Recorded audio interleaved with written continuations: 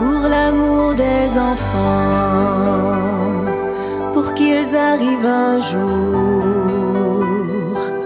à caresser leurs rêves les plus doux, les plus fous. Oui, pour tous ces enfants. On peut y aller. Alors, bonjour tout le monde. Bonjour. Très, très content que vous soyez tous ici réunis aujourd'hui pour cette grande première. Aujourd'hui, donc, je suis Guy Baillargeon. Je vais être votre animateur, votre humble serviteur animateur pour l'instant qu'on va passer ensemble aujourd'hui. En fait, évidemment, vous êtes tous ici pour Fantasy AI. Nous, en fait, M. Khoury, président de l'Association québécoise de paralysie cérébrale, c'est un fier supporter. L'association travaille en étroite collaboration avec l'entreprise Fantasy AI, dont vous allez pouvoir entendre fondateur, cofondatrice tout à l'heure, en entrevue avec le président de l'association, M. Khoury. Que dire? Fantasy AI, évidemment, je ne savais pas vraiment. J'ai rencontré le Dr Roberto Salamanca il y a à peu près quelques mois, en fait, en compagnie, donc qui est Dr Roberto Salamanca, en compagnie de doctorante Leila Mahmoudi. Et puis, c'était une belle rencontre pour moi qui suis complètement étranger au monde de la haute technologie. Fantasy AI, je suis surpris parce que moi, j'ai personne dans mon entourage proche qui est atteint soit d'une limitation fonctionnelle, soit d'un handicap ou sous quelque forme que ce soit. Mais j'ai toujours été engagé dans le communautaire, j'y crois beaucoup. Puis ça m'a beaucoup touché de voir qu'il y a des cerveaux aussi brillants qui font de grands efforts. Puis moi, mon motto, c'est « Ensemble, on va plus loin hein, », qui est un proverbe qui me vient d'Afrique. Puis ça fait 10 ans environ que dans tous mes réseaux sociaux, j'utilise toujours ce proverbe, ce dicton auquel je crois plus que tout. Donc, ensemble, on va plus loin et c'est une formidable collaboration qui nous donne aujourd'hui une neurotechnologie basée, fondée essentiellement sur l'intelligence artificielle, dont Montréal, en fait, est une plaque tournante. Donc, pour vous en parler plus amplement aujourd'hui, j'inviterai le président de l'Association de paralysie cérébrale du Québec, M. Joseph Khoury, à bien vouloir s'avancer et prendre la parole. On l'applaudit, merci. Une bonne main d'applaudissement. Alors, écoutez, sans plus tarder, mon travail s'arrête à peu près ici. Je vous laisse la parole parce que Dieu sait, M. Khoury, il a facile la parole. À vous. Chers amis, docteur Salamanca, doctorante Mahmoudi, très heureux d'être proche de vous aujourd'hui et de vivre la vibration positive et vivante et inspirante de notre jeunesse. On fait partie d'un groupe aujourd'hui qui est en train de créer un mouvement qui va de l'avant, un mouvement qui va créer ce que nous attendons, nous, comme Association de paralysie cérébrale du Québec, depuis des décennies. Et on a commencé à vivre ça depuis le 8 mars. Le 8 mars, c'était la journée de la femme au Québec. Et on a annoncé en primeur, avec le docteur Jean-Pierre Farmer, que les enfants ayant la paralysie cérébrale entre 2 et 8 ans commencent à marcher. On attendait ça depuis 75 ans, qui est la date anniversaire de l'Association de paralysie cérébrale du Québec en cette année. Donc, l'année dernière et cette année. Ceci dit, proche des amis comme Dr Roberto et la doctorante Laïla, je suis vraiment honoré de vous voir, venus de partout, des personnes handicapées, des personnes valides, mais vous savez, nous sommes tous égaux devant la loi et devant l'humanité, parce que nous sommes tous nés égaux, de la même manière. Parce que la personne ayant la paralysie cérébrale, il a eu la paralysie cérébrale même avant la naissance. Ça pourrait être une lésion au niveau du cerveau, un ACV, ou quoi que ce soit jusqu'à le manque d'oxygène au niveau du cerveau à la naissance. Donc, depuis la naissance, cette personne, notre devoir, c'est d'aller jusqu'au bout pour atteindre l'objectif, lui donner la liberté de vivre sa vie en pleine liberté. Donc aujourd'hui, c'est avec un grand honneur que je vais vous présenter en premier lieu les deux personnes, les créateurs de ce projet-là, ce qu'on appelle l'intelligence artificielle. Donc, je vais leur laisser la parole. Je demande à Dr Mahmoudi, doctorante Mahmoudi et Dr Salamanca de s'approcher de moi. Je vais vous donner le micro. Après, on aura l'occasion de partager nos opinions ensemble avec nos amis qui sont avec nous aujourd'hui. Leïla?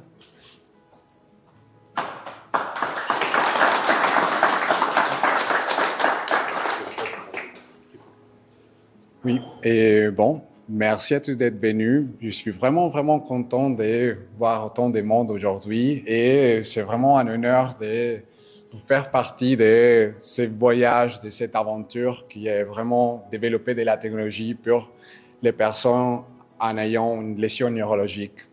Et on a vraiment des bonnes nouvelles et on a des choses à vous raconter, mais surtout, vous êtes tous les centres de ce qu'on essaye de développer ici à Fantasy AI.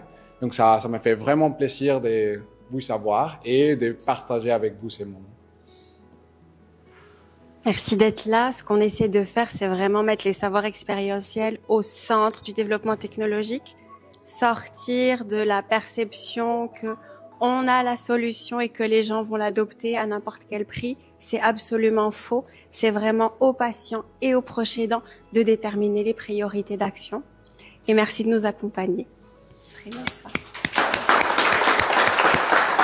Donc maintenant, je reprends ma place entre les deux. C'est beau, on a parlé une petite introduction, mais je m'éloignerai pour aller chercher un petit produit, une matière grise qui se trouve là. Mais vous ne saurez rien aujourd'hui. Vous ne saurez rien aujourd'hui. C'est pas par méchanceté, loin de là. Je vous aime tous. Et je sais que vous êtes là pour nos amis et parce qu'on aime nos amis. Parce que c'est un privilège pour nous d'avoir à l'association de paralysie cérébrale des personnes qui sont venues de loin, qui ont frappé à notre porte et qui nous ont parlé de leur projet. Leur projet, il est là. C'est la boîte rouge et la matière grise avec ses particules se trouve à l'intérieur. Mais malheureusement, on peut rien vous dire aujourd'hui. Pourquoi on peut rien vous dire? C'est pas par méchanceté, parce que ce sont deux jeunes, la jeunesse, la sagesse de notre jeunesse aujourd'hui, ils doivent passer leur test clinique. Et passer un test clinique, on peut pas se prononcer avant d'avoir les résultats, pour avoir l'autorisation de sauver, d'après eux, le monde. Et j'ai entendu tout à l'heure une personne qui a dit, une sommité encore dans le monde scientifique, peut-être tout à l'heure j'irai lui poser une question sans le savoir, on ne sait pas. Donc, il a dit c'est une première. Et nous, on aime beaucoup les premiers de classe. Et j'ai entendu aujourd'hui un autre professeur de l'Université de Montréal qui accompagnait Leïla depuis des années, une dizaine d'années. Et il m'a parlé beaucoup en mal d'elle, mais c'est le contraire. Paraît-il, seulement son sourire est suffisant pour convaincre le monde et aller de l'avant. Ben, merci beaucoup, monsieur le professeur. Maintenant, on va aller un petit peu directement. Je m'adresse à Dr Salamanca et je vous pose une simple question. Là, vous êtes venu nous apporter un mouvement nouveau, et c'est un mouvement, ça va changer quelque chose dans le monde, là. Donc, cette partie, si je l'ouvre, elle est toute simple, comme ça, mais on l'a fait. On n'a pas besoin d'ouvrir, parce que on va pas parler de ce qu'il y a à l'intérieur. C'est ça la spécificité de ce projet, c'est de le garder intact. Et les professeurs sont au courant comment ça se passe dans le monde scientifique, garder un produit intact. Vous me regardez avec un sourire, on se comprend très bien là-dedans, mais j'aimerais bien savoir par curiosité intellectuelle et humaine à la fois. Là, ce que j'ai lu, que tout le monde a lu comme moi, c'est un produit qui va se compléter avec un premier produit qu'on vient de l'annoncer au niveau de l'opération. Ça, ce produit, c'est une nouvelle réadaptation non invasive. Ça veut dire, cette réadaptation, les membres ayant la paralysie cérébrale vivent ça d'une façon permanente. Est-ce qu'ils vont créer un mouvement au niveau de la musculation? Est-ce qu'ils vont enlever des douleurs? On ne sait pas encore là. Ça veut dire qu'ils vont ajouter, ils ne peuvent pas faire une opération avec ça. Ils vont redonner une vie. Est-ce que, docteur Salamanca, c'est que si on parle de ça en 2 mots, 3 phrases, ce projet, vous êtes censé de commencer des tests depuis d'ici combien de temps? Et ces tests, vous allez les faire ici, ailleurs. C'est quoi votre projet avant d'atteindre l'objectif de ce produit-là? Oui, en premier, les compromis, encore une fois, comme Leila l'a dit, et c'est vraiment avec les personnes. Et donc, ça, c'est vraiment notre objectif. Dans ce parcours, on est en train d'attendre l'approbation de protocole éthique pour commencer les premiers tests à l'hôpital Sainte-Justine, plus spécifiquement au centre de réadaptation Marie-Enfant, où on va vraiment travailler avec patients pédiatriques afin d'utiliser notre technologie et la valider et être sûr que ça va aider les personnes de la meilleure façon possible. Donc ça, c'est ce qui va se passer d'ici à l'été et on espère vraiment avoir des résultats hyper positifs à vous partager. C'est bien. Est-ce que ce produit sera utilisé sur toute catégorie? Je parle seulement de l'appareil cérébral, je m'excuse. On va vous laisser, vous au-delà de 10 ans, pour opérer un enfant ayant l'appareil cérébral. C'est ça la structure, c'est une opération qui dure une dizaine d'heures et très touchée quand on coupe les nerfs. C'est très touché et risque une paralysie certainement, mais les résultats sont au rendez-vous aujourd'hui. En 2025, même avant, les enfants commencent à marcher et c'est un rêve pour l'Association de paralysie cérébrale du Québec. Donc vous, dans votre projet, étant donné que vous êtes le créateur, vous êtes l'inventeur et le scientifique de ce projet, est-ce que ça va se passer, on peut pouvoir le pratiquer avec des personnes adultes? Oui, à la fin, ce qu'on vit, c'est vraiment aider toutes les personnes. C'est vrai qu'on va commencer avec une population pédiatrique parce qu'on trouve qu'on peut voir des résultats vraiment spécifiques et ils sont vraiment un parcours de vie qui mérite d'être vraiment ouvert aux opportunités. Mais ça ne veut pas dire qu'on vise seulement les enfants. La possibilité vraiment derrière notre technologie, c'est de toucher tout le monde qui a vraiment envie d'améliorer sa vie sur un système nerveux. Maintenant, je vais du côté droit et je m'adresse à notre doctorante, Madame Mahmoudi. Parlez-moi un petit peu de votre cheminement dans ce monde médical et votre impression avec ce projet, comment vous vous êtes trouvé là-dedans pour aller de l'avant, pour aider les gens qui sont dans le besoin actuellement. On vous écoute. La chose la plus simple, c'est de leur donner la parole, c'est de les engager et de voir comment on pourrait le faire. Alors, je profite de cette opportunité pour inviter Evelyne, une battante et une combattante qui, grâce au plaidoyer qu'elle a fait, a changé, a apporté énormément d'améliorations au sein de l'Université de Montréal. Et elle fait partie de Motricité Moelle Épinière du Québec. On va vous demander de vous approcher à côté de nous. Voilà. On commence l'animation.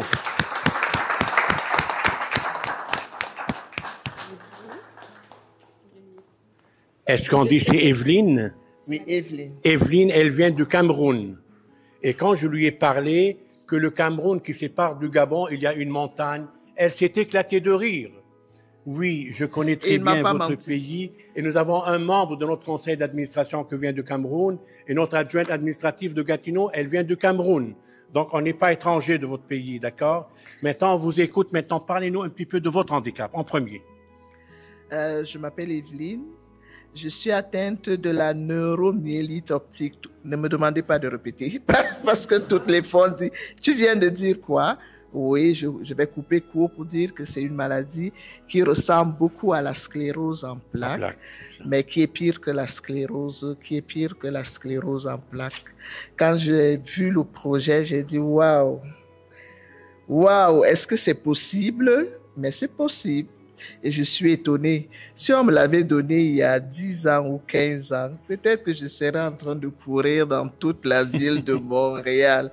Mais il ne se fait pas tard. On a dit que les adultes seront inclus et j'ai bien hâte. Vous ne pouvez pas imaginer ce que ça va faire dans nos vies, de rester assis à longueur de journée et de ne pas pouvoir se lever. On voit les gens se lever, on voit les gens se déplacer, de pourrir dans ses culottes, parce que parfois nous portons des culottes d'incontinence, de ne pas pouvoir tenir sa colonne vertébrale. Moi, aujourd'hui, j'ai la chance de la tenir. Il y a plusieurs années, je n'étais pas capable de la tenir. Donc, de rester tordu alors que tu veux bien te redresser et que tu ne sais même pas comment le faire. Juste te redresser t'enlève des plaies de pression et t'évite plein d'autres choses qui alourdissent notre système de santé.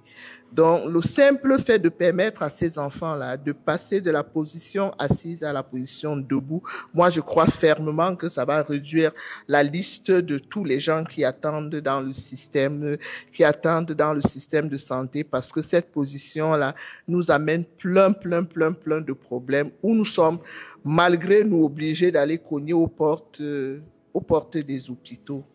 Moi, je dis souvent, je suis une activiste des droits des personnes en situation de handicap et des droits de toutes les autres personnes de la minorité. Je dis souvent, je vous regarde, mais je vois pas votre couleur. Je sais que j'ai l'humain en face de moi. Je vois pas vos handicaps, je vois rien du tout. Je ne vois que l'humain qui est en face de moi, et quand j'en ai l'occasion, je me bats jusqu'à la dernière énergie. J'aime à dire que qu'en bonne québécoise, je ne lâche pas la patate. Il faut pas avoir affaire à moi, là. Il faut pas avoir affaire à moi. Je suis rentrée à l'école de santé publique quand j'ai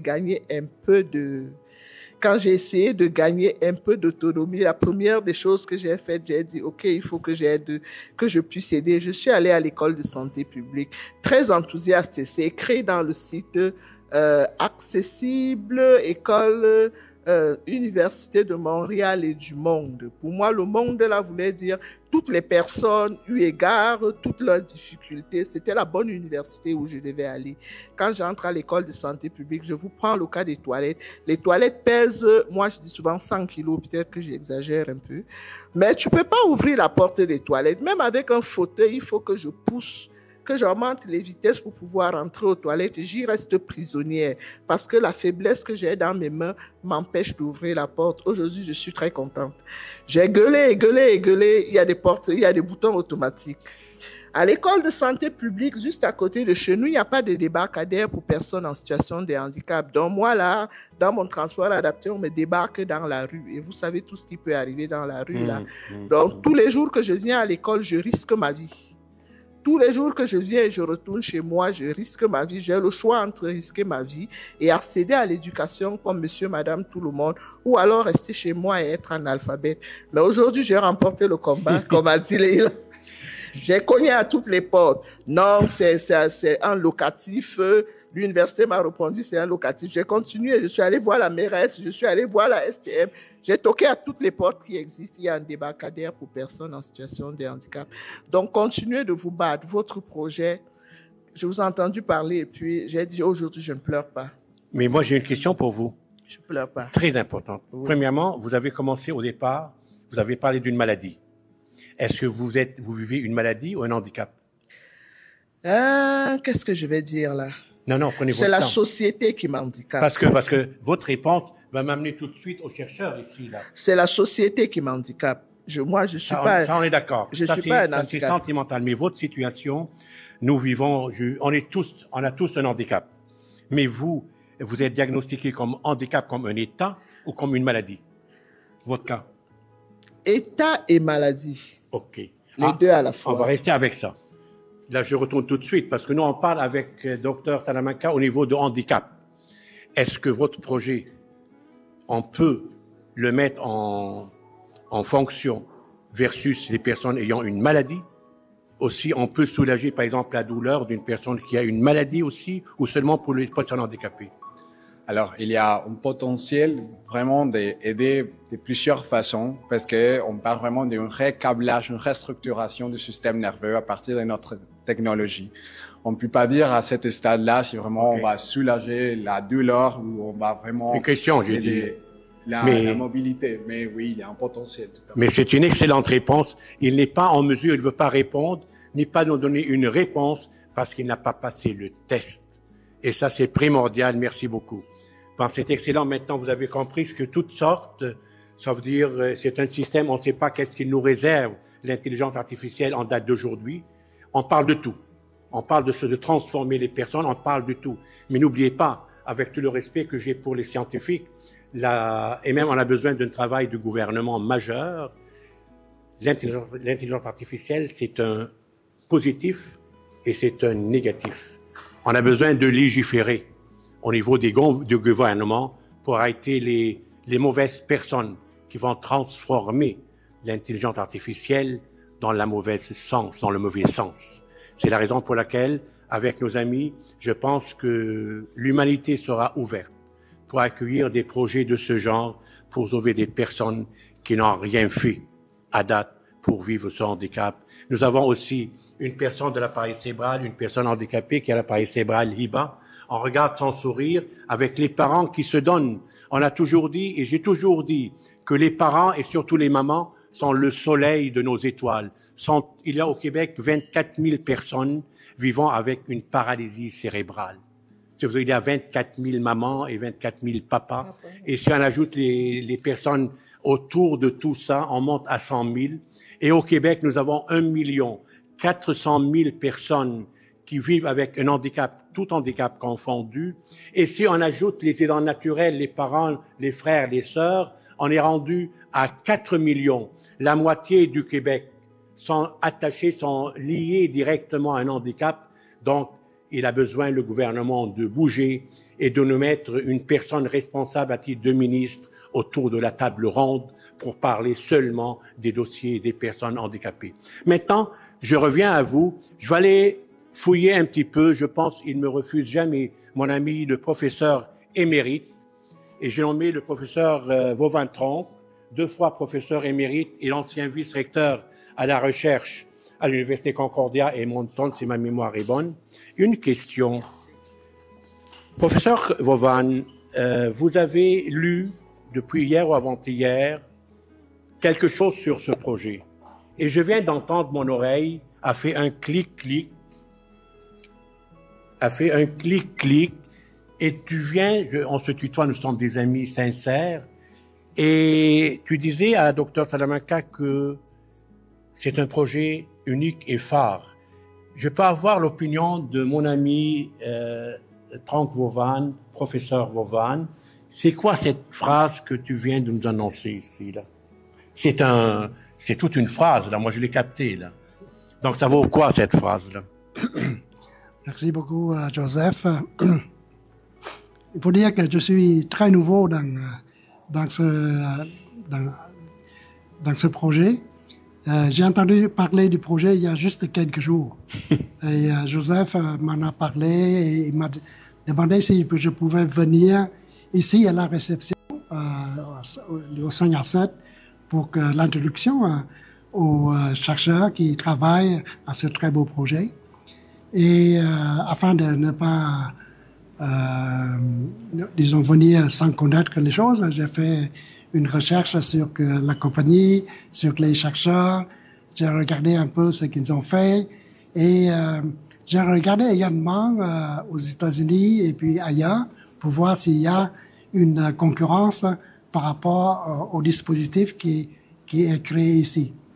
Alors, moi, après une brève recherche sur le web, je ne pouvais pas trouver un produit canadien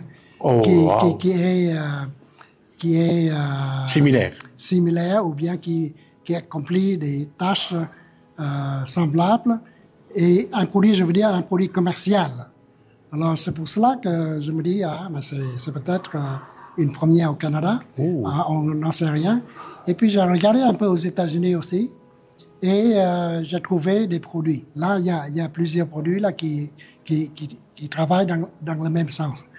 Et je crois qu'il y a peut-être des approches différentes à ce problème-ci.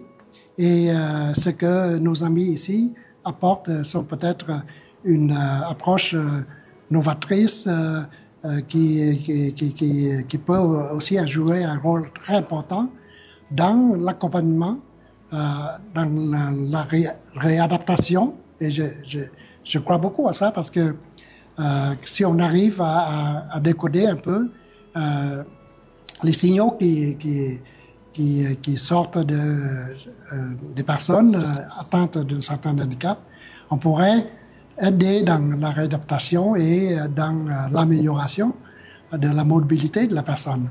Donc, en principe, c'est quelque chose qui pourrait marcher, mais qui va nécessiter beaucoup de tests cliniques. Oui. Et ça va prendre du temps. Il faut être extrêmement patient. C'est pour cela que je tire la référence à nos deux chercheurs qui ont entrepris ce très beau projet, mais qui est en même temps un projet extrêmement, moi je dirais, difficile.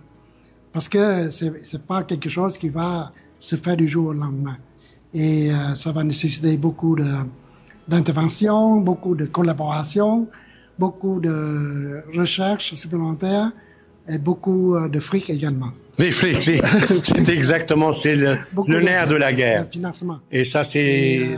je le souhaite beaucoup à vous et puis j'espère que vous allez trouver les gens qui vont vous supporter dans cette démarche extraordinaire. Merci. Merci beaucoup. Une bonne main d'applaudissements de nous annoncer en primeur après une vérification intensive que nos amis se préparent pour annoncer une première. Donc la première, on connaît très bien la mentalité chez nous. Sortez-moi les résultats et les banques sont ouvertes partout. Donc le temps sera très court pour tout le monde et nous serons à côté de nos amis pour atteindre l'objectif parce que cet objectif sera l'objectif, je parle en ce qui nous concerne, des personnes vivant avec la paralysie cérébrale. Nos membres de conseil sont au courant de ce projet. On le regarde attentivement et sérieusement, et parce que notre objectif, nous sommes des gestionnaires, mais c'est ces amis qui sont nos membres de l'association, qui sont là en attente depuis leur naissance d'avoir la solution ou le résultat miracle. Et j'ai dit le 8 mars, on commence à voir la lumière au bout du tunnel.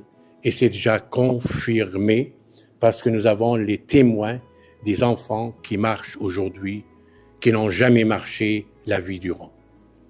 Donc, je veux terminer un petit peu avec mes amis ici, qui sont comme des ailes pour notre association, que ce soit à droite ou à gauche. Moi, je ne sais pas si on s'approche un petit peu ensemble. Donc, on a entendu, tout simplement, c'est une première. On parle d'ici au Canada, d'après ce qu'il a entendu le professeur Vovan. Et aux États-Unis, il y a de la concurrence. La concurrence, et même dans une famille, existe. On est habitués tous à des concurrences. Ça, c'est pas ça qui nous fait peur. Mais je vois le sourire, je voyais aussi les gestes quand il parlait Dr Vovan, professeur Vovan, avec mes amis. Il le regardait attentivement. Oui, on va regarder ça parce que c'est notre devoir de le faire pour nos membres, pour les personnes et pour les autres aussi, parce que vous avez d'autres mondes qui sont proches de vous et qui s'approchent de vous. Est-ce que mentalement, vous êtes vraiment, vraiment prêt de défoncer tous les murs et aller de l'avant? Bien sûr, avec toutes les belles personnes qui sont ici, avec vous, avec l'association, la fondation, etc. Oui, on est prêt. La vérité, c'est que c'est un défi pour tous et ensemble, on est capable de vraiment réussir. Et la santé publique? L'énergie, elle vient du collectif, elle vient de vous. Vous nous nourrissez et on est extrêmement reconnaissants. Merci beaucoup. Est-ce qu'il y a quelqu'un qui va parler encore? Non? Écoutez, chaque belle chose a une fin. Moi, je suis très heureux et très honoré de vous rencontrer tous. La jeunesse, je vois une jeunesse éblouissante devant moi, là, qui ont regardé avec amour pour ce projet. Il faut avoir de l'amour, mes amis, pour avancer dans la vie. Il faut donner de l'amour. Il faut avoir un activisme comme Evelyne aussi, là. Et c'est de cette manière qu'on se réalise pour avancer pour un meilleur lendemain. Et le meilleur lendemain, je l'ai senti tout à l'heure, j'ai failli tomber, là. Et le meilleur lendemain sera pour nous tous et pour nos amis ayant un handicap ou une maladie.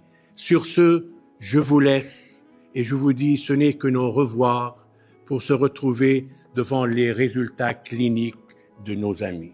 Donc, ils sont là, les particules sont là, et elles sont de toutes les couleurs. Donc, on va choisir une de ces couleurs-là et on va les diffuser pour nous et pour vous. Et maintenant, je pense que vous allez les inviter. Tu as préparé quelque chose Oui, je me suis réveillée à 3 heures du matin pour cuisiner pour vous tous.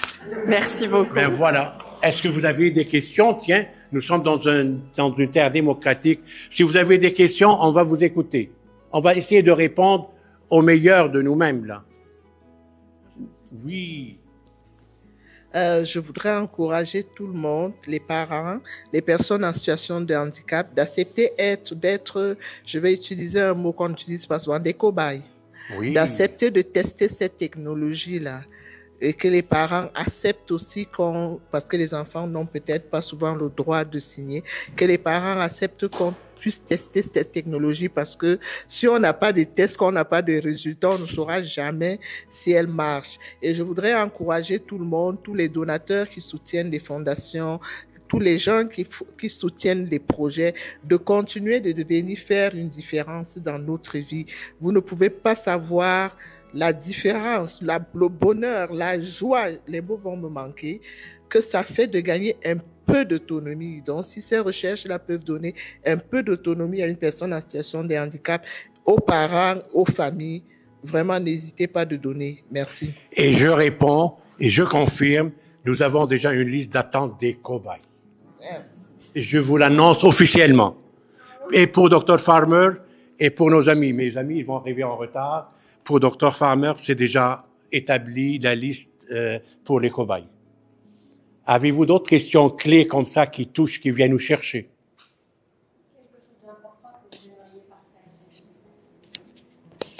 C'est correct? Ben, écoutez. Ah, Iba. Hein? Peu importe votre handicap, il faut vous accepter comme vous êtes parce que vous êtes formidable. Oh, mais ça peut pas. Ça vaut beaucoup l'argent, docteur Vauvane. Ça vaut de l'argent, ça. L'argent va venir de partout, là, avec des réponses comme ça, qui vient ici, là. C'est une lésion au cœur qui vient te toucher là-dedans, là. Ah, c'est touchant, ça, là. Merci beaucoup, Iba. Merci beaucoup. Ouf. Oh, que ça se termine bien, ça. Écoutez, maintenant, j'ai plus rien à dire, là. Elle a fait la conclusion. D'accord? Écoutez, Laïla, c'est... Voilà. On va changer de place maintenant pour laisser... Oh, sinon, personne n'a... Oh, que c'est excellent. Tu vas terminer? Ben oui. OK. Vas-y. Et il termine. Allez, hop. Ben, le dernier mot de la fin, hein? FAIM, bien entendu, parce qu'on s'apprête à manger, oui. N'est-ce pas? Je vous inviterai, pour ceux et celles qui ne connaissent pas le canal sur YouTube, qui est Télé Handicap.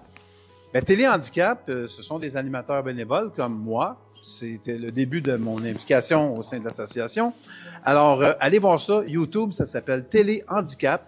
Il y a plusieurs émissions avec des animateurs différents. On reçoit principalement des acteurs et des actrices du monde, de tout le monde, en fait. Exemple, des associations qui viennent en aide, des camps de jour, des maisons de répit, des personnes qui sont actives dans le domaine des interventions auprès du gouvernement, qui font avancer les droits des personnes en situation de handicap. Donc, Télé Handicap, c'est un rendez-vous. Salut. Alors, bon appétit tout le monde. Merci beaucoup encore. Hein. Merci à tous. Merci. Voilà. Et merci à la technique. Merci à notre réalisateur, photographe, caméraman. Et surtout, je voudrais vous annoncer quelque chose. Si le goût, réfléchissez, mettez ça sur votre agenda.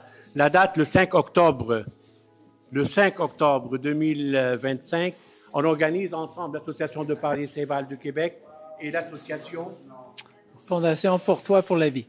Fondateur Pour Toi pour la Vie. Donc, on organise un événement à Saint-Jean-sur-Richelieu.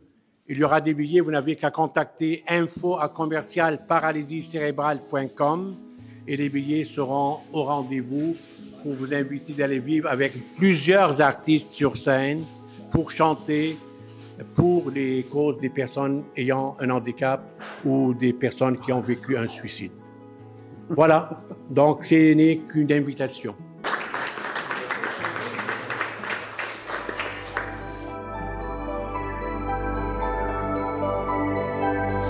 pour l'amour des enfants, pour qu'ils arrivent un jour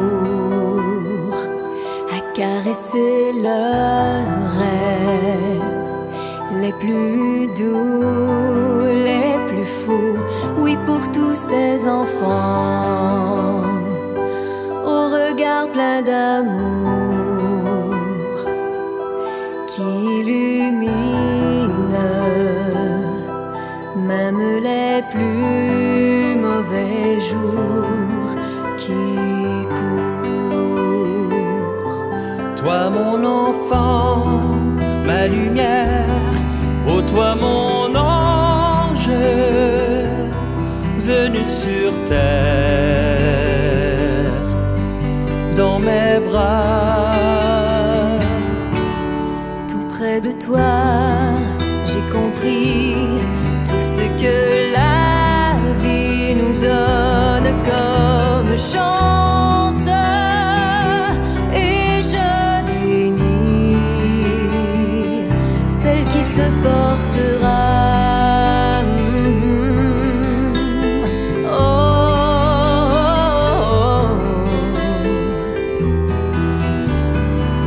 Pour l'amour des enfants,